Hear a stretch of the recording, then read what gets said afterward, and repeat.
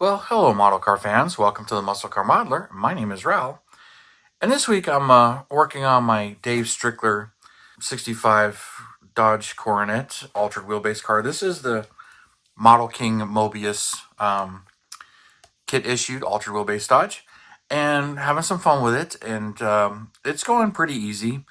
Run into a few little issues here and there with it, but I'll point some of those things out. But it's going pretty quickly, as it's not really.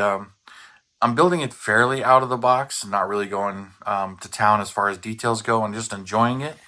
But I'm going through with it. Kind of fun, and run into a couple little things here.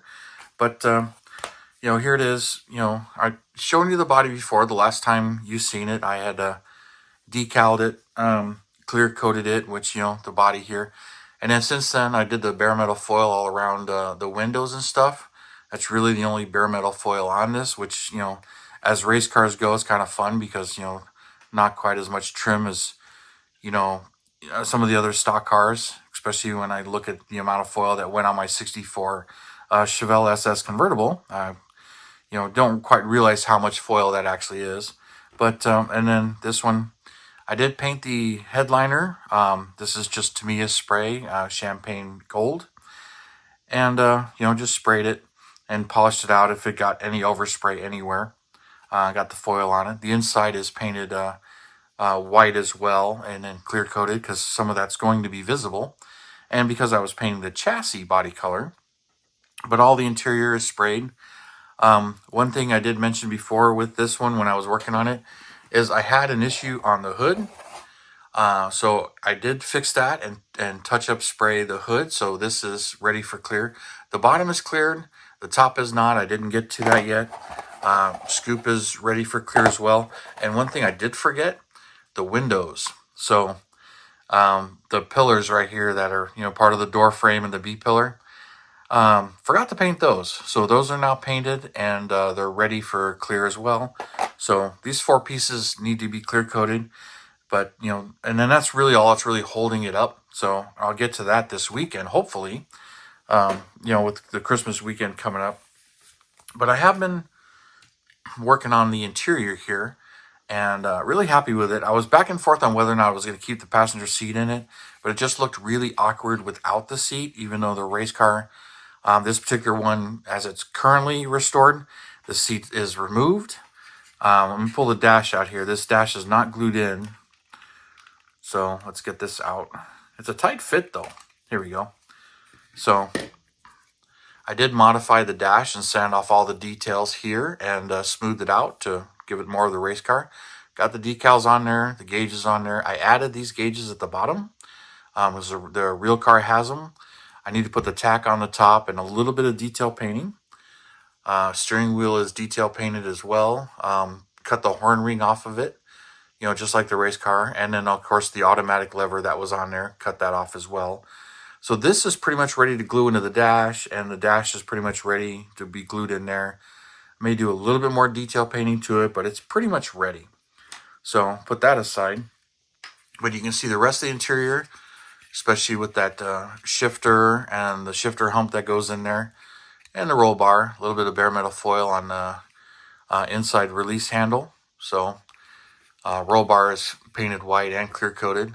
So got all that done. Really happy with all that. And I did get the engine in there and I cut the stacks down. So took the 6mm out of the stacks. But they're kind of offset. I may pop them off and try and redo that to straighten them up just a little bit. We'll see how they fit in the hood and everything, but they should fit under the scoop. Got the Ram Charger 426 decals on there, the steering box in there. All the detail on the firewall and the whole underside. Got that tank right there. So got all of this stuff under there. But I was going there and just comparing it. This one has a manual tranny, where the Plymouth Golden Commandos ones, they have automatic trannies under there. But I pulled these out just to compare the chassis side by side and do all the same detailing with them. Even though this one I put in the 8 3/4 rear end in it, but I left the Dana 60 that's in this one. And this one's the same way. This is the later model Golden Commandos. Left the Dana 60 in it, but painted it all and left it automatic. And just, it's all going together really well. Here we go. Got to drop a hood. And then, both of these I had done the early and later versions. So did the cross ram on this one, and then the tall stacks on this one. But you can see the firewalls are detailed the same way. Just looked them over and pretty much, copied what I had done on these, with getting them all in there and together. But, and then comparing the kits with, what the differences are here and there. But some things start to pop out and show up here, which is kind of odd. The rest of the interior is pretty much the same, other than the dash. The dash is Dodge specific. So some of the parts they changed on the Dodge here that don't seem to quite work right. One of the things that stands out is the parachute. It's really not mentioned in the kit. And then there's some other parts. Let's get some of these other parts out here. So this parachute, which I didn't think too much about it. It's got the holes for it. When you put this thing on, it doesn't quite match up to the body lines. You can see it's pretty much made for the Plymouth. So it doesn't quite match up. And then when you put the rear bumper on, it makes it even worse. So yeah, you put the rear bumper on and it's pretty flush, pretty nice fit there. And from what I can tell, the rear bumper and front bumper are actually aluminum. They're not chrome. But now I try and get it lined up. It hits the rear bumper. It doesn't fit right there. And, the fit could be better. But there she is. I'm still going to use it. I got the holes cut and everything for it. But it's one of those things I didn't quite mock up and look at. But the way the real car is made and they cut into the trunk and how they did it, the parachute's completely different. But this one, when you see how it fits in the Plymouth here, it fits the Plymouth, it fits the bumper, fits everything. So it was obviously designed for the Plymouth. And then another thing that's kind of that way too is this, it's really not in the instructions. It's not a thing. So I guess you really not use this. But they did put the holes in the back for it, And some of the cars had it. So I'm not sure if there's a specific one or if this is going to fit. But it still fits the front bumper. But whether or not I'm going to leave it on or off, I'm not really sure yet. But, it's just some of the little details that aren't really explained in here.